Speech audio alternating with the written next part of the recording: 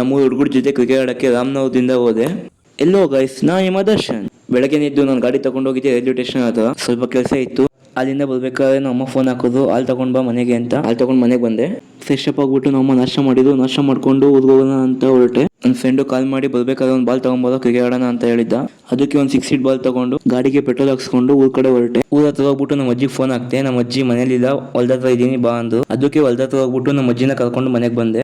ಆಮೇಲೆ ನಮ್ಮ friend phone ಹಾಕ್ದ, ಬಂದೆ ಊರಿಗೆ ಬಾಲ್ ಕ್ರಿಕೆಟ್ ಆಡಕ್ ಹೋಗೋಣ ಅಂತ. ಅದಕ್ಕೆ ಎಲ್ಲ ಸ್ಕೂಲ್ ಗ್ರೌಂಡ್ ಹತ್ರ ಬಂದು ಹೊಸ ಬಾಲ್ ಆಗಿರೋದ್ರಿಂದ ಬಾಲ್ನ ಸ್ವಲ್ಪ ನೀಟಾಗಿ ಸುಟ್ಬಿಟ್ಟು ಟೀಮ್ ಮಾಡ್ಬಿಟ್ಟು ಟಾಸ್ ಹಾಕ್ದು. ಟಾಸ್ ಗೆದ್ದು ನಾವು ಗಲ್ಲಿ ಕ್ರಿಕೆಟ್ ಯಾರ್ತಾನೆ ಟಾಸ್ ಗೆದ್ಬಿಟ್ಟು ಬೌಲಿಂಗ್ ತಗೋತೇವೆ.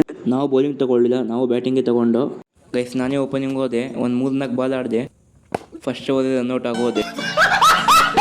ಚಿದಾಬ್ರು ಮತ್ತು ನಕುಲ ಸೇರ್ಕೊಂಡು 17 ರನ್ ಟಾರ್ಗೆಟ್ ಕೊಟ್ಟು 4 ಓವರ್ಗೆ. ಬೌಂಡ್ರೀಸ್ ಕೂಡ ಹೋಗ್ತಿರ್ಲಿಲ್ಲ ಮರಗಳಿರೋದ್ರಿಂದ. ಆಪೋಸಿಟ್ ಟೀಮ್ ಕೂಡ 17 ರನ್ ಚೇಸ್ ಮಾಡೋಕ್ಕಾಗಲಿಲ್ಲ. ಮ್ಯಾಚ್ನ ನಾವೇ ಗೆದ್ದು. ನೆಕ್ಸ್ಟ್ ಮ್ಯಾಚ್ ಇನ್ನಿಬ್ರು ಕೂಡ ಬಂದ್ರು. ಟೋಟಲ್ 10 ಮ್ಯಾಚ್ ಆಡ್ದು. ಆಪೋಸಿಟ್ ಟೀಮ್ ಅವರು 6 ಮ್ಯಾಚ್ ಗೆದ್ದು, ನಾವು 4 ಮ್ಯಾಚ್ ಗೆದ್ದು. ಎಲ್ಲ ಕ್ರಿಕೆಟ್ ಆಡ್ಕೊಂಡು ಎಂಜಾಯ್ ಮಾಡ್ಕೊಂಡು ಮನೆಗೆ ಬಂದು. ಗೈಸ್ ನೆಕ್ಸ್ಟ್ ಫ್ಲೋರ್ ಸಿಗ್ತೀನಿ. ಇವಾಗ ಇಷ್ಟ ಆಗಿದೆ ಲೈಕ್ ಮಾಡಿ, ಶೇರ್ ಮಾಡಿ, ಹಾಗೂ ಫಾಲೋ ಮಾಡಿ. ಇಷ್ಟು ಹೇಳಕ್ಕೆ ಇಷ್ಟಪಡ್ತೀನಿ. ಓಕೆ ಫ್ರೆಂಡ್, ಬಾಯ್.